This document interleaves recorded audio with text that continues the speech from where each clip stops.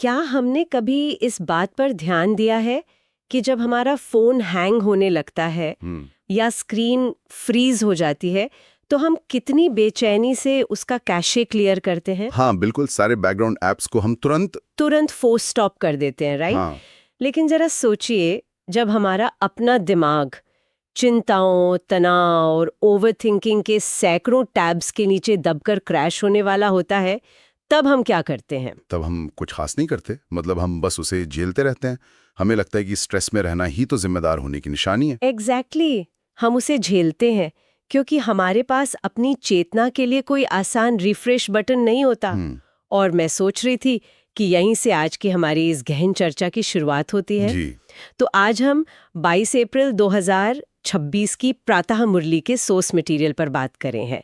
हमारा मिशन है इस दस्तावेज में छिपे याद की यात्रा के कॉन्सेप्ट को डिकोड करना और ये समझना कि कैसे ये यात्रा हमारी आत्मा से नकारात्मकता या जिसे इसमें कट या जंग कहा गया है उसे पूरी तरह से साफ करती है। हाँ, मतलब ये कोई साधारण धार्मिक पाठ नहीं है। ये मन को रीसेट करने का एक बहुत ही गहरा मनोवैज्ञानिक ब्लूप्रिंट है। चलिए इसे विस्तार से समझते हैं। सबसे पहले तो इसमें सांसारिक उलझनों को एक बहुत ही शानदार मेटाफर से समझाया गया है, मकड़ी का जाल। ये मकड़ी के जाल वाला जो मेटाफर है ना, ये मानव मनोविज्ञान को समझने का बहुत ही सटीक तरीका है। मेरा मानना है कि अगर हम एक मकड़ी को देखें तो वो जाल बाहर से कहीं से लाती नहीं है, वो खुद ही बुनती है उसे। बिल्कुल, वो अपने ही भीतर से धागा निकालती है, खुद ही बुनती है। और विडंबना देखिए कि कई बार वो अपने ही बुने हुए जाल के चिपचिपे हिस्से में फंसकर जान दे देती है। हम इंसान भी तो बिल्कुल यही कर रहे हैं ना। हम अपने रिश्तों का, अपनी महत्वाकांक्षाओं का जाल खुद ही तो बुनते हैं। सही कहा। इस पाठ में बहुत ही बेबाकी से उन चीजों का जिक्र है जिन्हें हम पंचायत या धंधाधौरी कहते हैं। यहाँ तक कि देह के रिश्ते, मतलब चाचा मामा या जो पारंपरिक गुरुओं का लगाव है, ये सब उसी जाल का हिस्सा है। हाँ, जो इंसान को पूरी तरह से निगल लेते हैं। मुरली के शब्दों में कहें तो हप कर लेते हैं। क्योंकि ये रिश्ते और ये पहचान ही हमारे अहंकार का निर्माण करते हैं। जब कोई व्यक्ति खुद को किसी बड़ी कंपनी के वीपी या परिवार के मुखिया के रूप में देखता है तो उसकी पूरी मानसिक ऊर्जा उसी छवि को बनाए रखने में खर्च होती है। और जब उस छवि पर खरोंच आती है तो दुख होता है। एग्जैक्टली। इसीलिए इस जाल को काटने के लिए जिस अवस्था की बात की गई है वो है अशरीरी अवस्था, यानी खुद को एक शरीर या एक उपाधि के बजाय सिर्फ एक बिंदु रूप आत्मा समझना। लेकिन यहाँ मुझे एक बड़ा विरोधाभास लगता है। पाठ में कड़ा मुहावरा इस्तेमाल हुआ है, आप मुए मर गई दुनिया। हाँ, बहुत पावरफुल लाइन है यह। मतलब जीते जी सब कुछ भूल जाना। अब कोई इसे सुनेगा तो कहेगा कि ये तो सीधा सीधा एस्केपिज्म है। अगर कोई दफ्तर में बैठकर ये सोचे कि दुनिया मर गई है तो काम कैसे चलेगा, यही सवाल है ना। हाँ, क्या ये जिम्मेदारियों से मुंह मोड़ना नहीं है? देखिए, ये एस्केपिज्म बिल्कुल नहीं है, बल्कि ये एक्सट्रीम फोकस की अवस्था है। आप मुए मर गई दुनिया का मतलब दुनिया को छोड़ना नहीं है। तो फिर क्या है? इसका मतलब है कि दुनिया ने आपके दिमाग पर जो कब्जा कर रखा है उस कब्जे को तोड़ना। जब आप अपने फोन के बैकग्राउंड एप्स को फोर्स स्टॉप करते हैं तो आप फोन को फेंक तो नहीं रहे होते ना। बिल्कुल नहीं, हम तो बस मेमोरी फ्री कर रहे होते हैं। हाँ, आप उस ऊर्जा को बचा रहे होते हैं जो व्यर्थ में खर्च हो रही थी, ताकि जो मुख्य ऐप आप इस्तेमाल करना चाहते हैं वो पूरी स्पीड से चल सके। वाह, मतलब आप फोकस में हैं लेकिन पैनिक में नहीं है। एकदम। जब एक सर्जन ऑपरेशन थिएटर में होता है तो उसके लिए सच में बाहरी दुनिया मर चुकी होती है। वो अपने घर की ईएमआई या रिश्तेदारों की पंचायत के बारे में नहीं सोच रहा होता। वो अशरीरी अवस्था के बहुत करीब होता है। जी, और ये पार्ट इसी डिटैचमेंट को एक आध्यात्मिक अभ्यास में बदलने की बात करता है, क्योंकि यही वो चीज है जो आत्मा पर लगी कट या पुराने बुरे कर्मों की जंग को साफ करती है। इस जंग को साफ करने की जो प्रक्रिया है ना, वो मुझे बहुत फैसिनेटिंग लगी। क्योंकि अक्सर जब ध्यान या राजयोग की बात आती है तो दिमाग में पहाड़ों पर बैठे किसी योगी की तस्वीर आती है, जो कि एक आम धारणा है। हाँ, लेकिन यहाँ जिस प्रैक्टिकल राजयोग का जिक्र है वो गुफाओं के लिए नहीं है। ये तो ऑफिस की कुर्सी और डाइनिंग टेबल के लिए है। और यही बात इस ज्ञान को पारंपरिक भक्ति मार्ग से पूरी तरह अलग कर देती है। ये एक डायनामिक चीज है। डायनामिक इसलिए क्योंकि इसमें साफ कहा गया है कि आप भोजन कर रहे हैं तो महसूस करें कि आप शिव बाबा के साथ खा रहे हैं। दफ्तर की कुर्सी पर बैठे हैं और 15 मिनट या आधा घंटा ऐसे गुम हो जाएं जैसे जैसे किसी ने रस्सी खींच ली हो। एग्जैक्टली यहाँ इसे एक गुप्त सेना का नाम दिया गया है जो बिना हथियारों के काम करती है। इस गुप्त सेना के कॉन्सेप्ट को समझना बहुत जरूरी है। पाठ में क्रिश्चियन पादरियों का बहुत खूबसूरत उदाहरण है। जब वे गहरी शांति में चलते हैं तो उनके आसपास क्राइस्ट की याद का एक मौन प्रभाव होता है। हाँ, एक अलग ही वाइब होती है। बिल्कुल। उसी तरह इन रूहानी पंडों का परमात्मा के साथ जो कनेक्शन है वो कोई दिखावा नहीं है, ये एक साइलेंट रेवोल्यूशन है। पर जरा प्रैक्टिकली सोचते हैं, आज के कॉर्पोरेट कल्चर में जहां हर पल मैसेजेस आ रहे हैं, डेडलाइंस है, वहां कोई खुली आंखों से कैसे गुम हो सकता है? और अगर वो इतना डिटैच हो गया तो क्या वो अपनी कॉम्पिटिटिव एज नहीं खो देगा? मतलब सफल होने के लिए थोड़ा पागलपन या स्ट्रेस तो चाहिए होता है ना। देखिए, ये हमारी सबसे बड़ी गलतफहमी है कि तनाव ही हमें आगे बढ़ाता है। मनोविज्ञान कुछ और ही बताता है। बाहरी दबाव से आप कुछ समय तक तो काम कर सकते हैं, लेकिन फिर बर्नआउट हो जाता है। बिल्कुल। जब आप इस याद के जरिए आंतरिक शांति में होते हैं तो आपके फैसले डर या असुरक्षा से प्रेरित नहीं होते। आप सर्वाइवल मोड से बाहर आ जाते हैं। जी, और तब आपकी एफिशिएंसी कई गुना बढ़ जाती है। पाठ में इसे एवर हेल्दी और एवर वेल्दी बनने की अवस्था कहा गया है। ये कोई जादू नहीं बल्कि साइकोलॉजिकल फैक्ट है। एकदम। जब आपकी मानसिक ऊर्जा ईर्ष्या या भविष्य की चिंताओं में लीक नहीं होती तो वो ऊर्जा शारीरिक स्वास्थ्य में बदल जाती है। इसीलिए बॉस भी हैरान होते हैं कि भारी दबाव में भी ये इंसान इतना शांत कैसे है। सही बात है, उसका नर्वस सिस्टम पूरी तरह से रीसेट जो हो चुका होता है। ये शांति ही असली पावर है। लेकिन अब मुझे उस जंग के सोर्स पर आना है। अगर आत्मा मूल रूप से इतनी ही शुद्ध थी तो ये सब गड़बड़ शुरू कहाँ से हुई?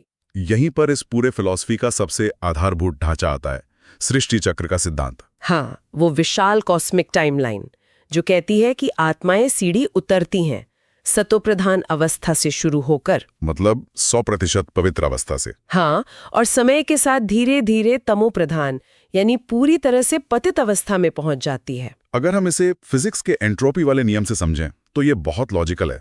ब्रह्मांड में कोई भी नई चीज समय के साथ क्षय या डिके की ओर बढ़ती है। जैसे नई कार में समय के साथ जंग लग जाती है। बिल्कुल। आत्मा के साथ भी यही होता है। 84 जन्मों के चक्र में बार बार शरीर के सुखों और भौतिक दुनिया के साथ इंटरैक्ट करने से आत्मा की मूल ऊर्जा कम होने लगती है। और इसी को कट लगना कहा गया है। लेकिन यहाँ एक बहुत बड़ा शिफ्ट है। आम लोग सोचते हैं कि कलयुग तो अभी बच्चा है, इसे तो लाखों साल चलना है। हाँ, ये एक बहुत बड़ा मिसकंसेप्शन है। लेकिन ये मुरली स्पष्ट रूप से कहती है कि नहीं, ये कलयुग का अंत है, ये घोर अंधियारा है और अब सुबह होने वाली है। और ये सिर्फ एक थ्योरी नहीं है, ये एक बहुत बड़ा मनोवैज्ञानिक टूल है। अगर आपको लगे कि रात की सिर्फ 2 बजे हैं तो आप हताशा में जीएंगे। आप सोचेंगे कि सब खराब ही हैं तो मैं भी क्यों सही रास्ते पे चलूं। एग्जैक्टली। लेकिन जब आपको पता होता है कि ये रात का सबसे घना अंधेरा है और बस सूरज निकलने ही वाला है तो मानसिकता बदल जाती है। इंसान एक नई सुबह की तैयारी में लग जाता है और यही तैयारी उसे मास्टर बीज रूप या स्पिरिचुअल लाइट हाउस बनाती है। ये बीज रूप वाला कॉन्सेप्ट मुझे बहुत गहरा लगा। कैसे? मतलब लाइट हाउस तो हम समझ सकते हैं कि रास्ता दिखाता है, लेकिन ये बीज रूप होना क्या है? जब आप एक विशाल पेड़ को देखते हैं ना तो उसमें अनगिनत शाखाएं होती हैं। हमारा मन भी वैसा ही है, जहां हर सेकंड हजारों विचार जन्म लेते हैं। हाँ, ओवरथिंकिंग का पेड़। बिल्कुल। बीज रूप अवस्था का मतलब है उन सभी शाखाओं से ध्यान हटाकर वापस उस छोटे से शांत बीच में समा जाना जहां से सब शुरू हुआ था, शुद्ध अस्तित्व। वाओ! और जब कोई इस पूरे नाटक को समझ लेता है तो वो आसानी से इस अवस्था में टिक सकता है और तब वो दूसरों के लिए भी लाइट हाउस बन जाता है। पाठ में एक बहुत सुंदर शब्द है, काया कल्पतरु। हाँ, कल्पतरु तो वो पेड़ होता है जो इच्छाएं पूरी करता है। जी, यहाँ इसका मतलब है एक ऐसा आध्यात्मिक पुनर्जन्म जहां आपकी चेतना इतनी शुद्ध हो जाती है कि आपका पूरा अस्तित्व एक नई ऊर्जा से भर जाता है। तो अब तक हमने ये डिकोड कर लिया कि हम जाल में फंसे कैसे, आत्मा की एंट्रोपी को समझ लिया, लेकिन रोजमर्रा की जिंदगी में इस मंजिल तक पहुंचने का नेविगेशन सिस्टम क्या है? इस यात्रा का नेविगेशन सिस्टम है श्रीमत, यानी ईश्वरीय राय। और मुरली में सख्त चेतावनी है कि इसे किसी इंसान की, यहाँ तक कि ब्रह्मा की मत भी नहीं समझना है, इसे सीधे शिव बाबा की मत मानना है। ये बहुत क्रिटिकल पॉइंट है, क्योंकि जब हम इंसान का निर्देश मानते हैं तो अहंकार बीच में आता है कि ये मुझसे ज्यादा समझदार कैसे है। हाँ, ईगो क्लैश होता है। लेकिन जब आप मानते हैं कि दिशा निर्देश सर्वोच्च सत्ता से आ रहे हैं तो अहंकार का संघर्ष खत्म हो जाता है। और समर्पण शुद्ध हो जाता है। अच्छा, ये श्रीमत मुख्य रूप से आध्यात्मिक सेवा के लिए है ना, न कि दुनियावी धंधे के लिए। बिल्कुल। इसी बात को मेरा मतलब है इस पाठ के अंत में वरदान और स्लोगन में बहुत पावरफुल तरीके से बांधा गया है। ट्रस्टी बनना और खुद को बाप दादा का नूरे रत्न समझना, यानी ईश्वरीय शान में रहना। हाँ, मैं इस ट्रस्टीशिप को थोड़ा प्रैक्टिकल दुनिया से जोड़कर देखती हूँ। मान लीजिए कोई करोड़ों की फेरारी का मालिक है। सड़क पर चलाते हुए उसकी धड़कनें तेज होंगी, डर लगेगा कि खरोंच ना आ जाए, क्योंकि खोने का डर है ना। राइट। लेकिन अब मान लीजिए कि वो मालिक नहीं है, सिर्फ एक वैलिड ड्राइवर है जिसका काम गाड़ी पार्क करना है। तब तो वो आराम से चलाएगा, मजा लेगा, पर खोने का खौफ नहीं होगा। एग्जैक्टली।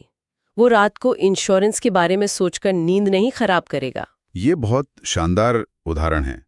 यही ट्रस्टी होने का असली अर्थ है। जब हम स्वीकार कर लेते हैं कि ये शरीर, रिश्ते, घर कुछ भी हमारा अपना नहीं, हम सिर्फ एक ट्रस्टी हैं जिसे देखभाल का जिम्मा मिला है, तो जीवन से सारी शिकायतें हवा हो जाती हैं। तनाव तभी आता है जब हम मैनेजर की जगह मालिक बनने की कोशिश करते हैं। बिल्कुल।